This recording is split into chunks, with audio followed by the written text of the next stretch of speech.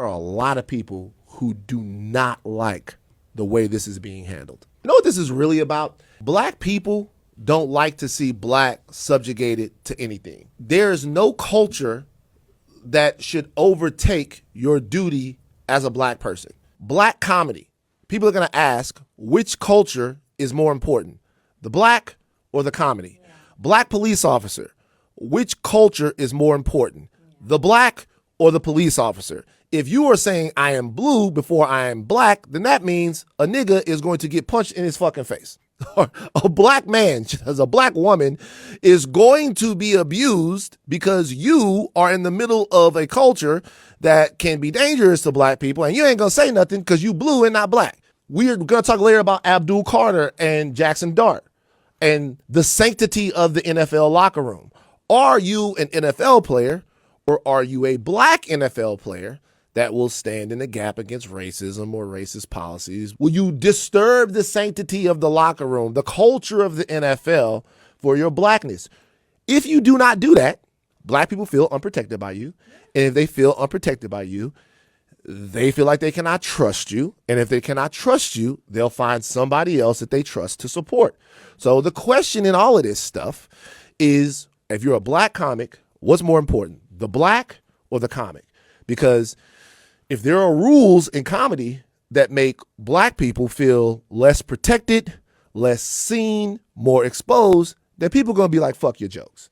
And that's fair. But when people are asking them, it's important that people know, Kevin Hart or anyone else, that they're not asking these questions like with an objective view of the lens of freedom of speech in America. They're asking these questions in context. And the context is 400 plus years of some of the worst torture, degradation, and disenfranchisement in the history of the world. And it's difficult to put that to the side for a laugh.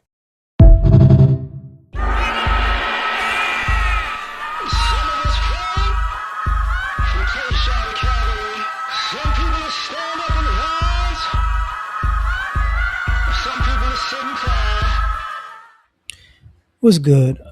Everybody isn't black first. I'm gonna just put this conversation out here because I think people get that. Excuse me. People get mad at the idealism of you should be black first, but some black people aren't. Some black people were raised to not be black first. At this point, you have black people who are raised not to be black first.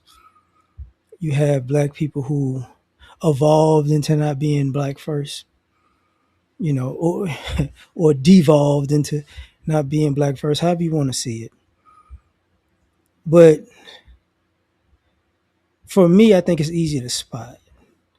It's not that difficult to spot. It's one of those things where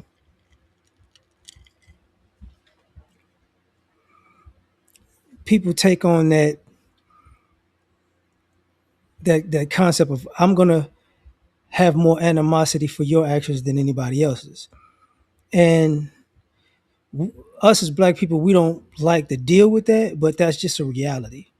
And even dealing with the people who aren't black first, they have their wake up call while they're on the an American first, or I'm a capitalist first, or I'm whatever first, but I'm not black first. And it's like, okay, cool. What I'm about to start discussing with part of this is,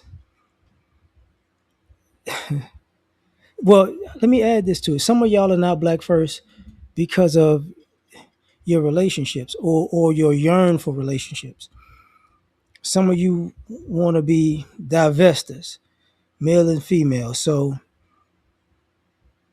you're looking for an excuse to disrespect your own. Because, it just, yeah, I'm better than blah, blah, blah. It's like, okay.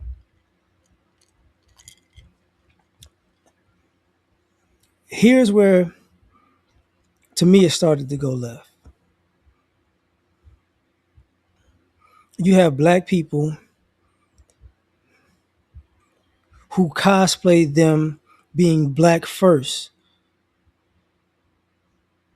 in order to get the black dollar, the black ear, black people to support them. And then they turn around after they get what they want out of the situation. They let you know that I've transcended blackness. It's like, right, okay. So you you're black first when it's convenient or opportunistically for you. I got it. Then you wind up in a situation where, because some people just, let's just say it's classism, right? Some people just say, look, I want to be in a different class, a different tax bracket. I don't see a lot of my own people there, blah, blah, blah. So I have to make some moves and adjustments. And I want my, when they talk about generational wealth, I want my family to have a better life. 9 times out of 10, what that means is I'm going to get rich. I'm going to be the token Negro in an affluent area. My kids may not be anti-black, but they won't be around plenty any black people really. And then I'm gonna have my kids gonna have interracial relationships. We're gonna have biracial kids, and then those kids will probably have interracial relationships, and then you'll be the black great grandparents that's not on the wall, but your generational wealth is looking quite Caucasian, kind of like Michael Jackson's kids. It's that you know because if you was black first, you would have thought about it in a long term sense. You don't care to be people. Some people who aren't black first, they don't have a long term plan. You know, and I'm not saying a person, date who you date, marry who you marry, love who you love, have kids with who you have kids with. But I will say this: I've seen that look of a 60-year-old man or woman going, "Wait, did I just was I the catalyst to make sure, because I grew up in a black family and now I created a family that's breeding blackness out of it. Did I just do that? This is not what I intended." Yes, it is. Yes, the fuck it is. Because some of y'all who aren't black first, y'all train your kids to be anti-black, and you don't have to do that. You know what I'm saying? I know the difference of people who, let's just say, it's an interracial couple, and they just an interracial couple. They got kids. Cool. It is what it is. But their kids don't have the get away from those people. They don't have that because usually they get that from their parents. Same thing when you see online. Sometimes people aren't black first because there's little support in being black first. You I ain't gonna say there's little support. It looks like prior to the social media era, it looks like you'll get more support as a black person being anti-black than you would being pro-black. So you got people who in social media aren't black first because you know don't pay as much, and you see them having a wake up call like, "Oh, I got used." No, you didn't. You volunteered. You didn't get used. You volunteered. Cut it out. So you gotta have that conversation too. But us as black people, you know, even people who are black first, sometimes are looked at like we're that we're not black first because of sometimes people's pro-black opinion of black people makes makes them contrarian, because you could be black first, but then you ain't, black enough to be black. Your black firstness isn't black enough for somebody else, and it's like, so now even if I'm black first, for some people I gotta, fit a certain imagery of what blackness is to them to get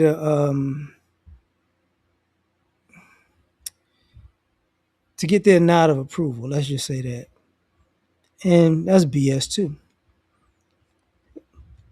And some of the people who are black first and pro black, black first, some of those people aren't necessarily black first. Some of those people are Pan African first, or the black diaspora first. Everybody, but if they, I'm just saying, if they could be a black American who are who is who wants the approval of the rest of the black diaspora before they deal with being black American first. So you have those people too, like, oh, we all one. No, we're not. And it's okay that we're different. But you have the people who, you know, they black, they pro every other black group, but their own as black Americans got to take a back seat. So to me, they're not black first either, but that's just my opinion. Maybe they ain't black enough for me, right? You got that situation, and then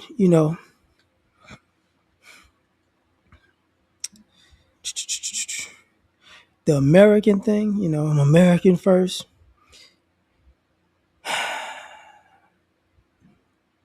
Your birth certificate don't say American; it say black. Some people grow into that I'm an American ideology until America says others them, the America that they're yearning for, others them, and then they're stuck. So some people are those people too. Like, I'm an American. It's like you were indoctrinated to be an American. You were actually born whatever you were born before you learned to be an American. But that's a whole nother different story. Well, it's not a different story. It's just part of the equation. But that's my 2 cents on, everybody isn't black first. So tell me what you think. Catch you on the next one. Peace.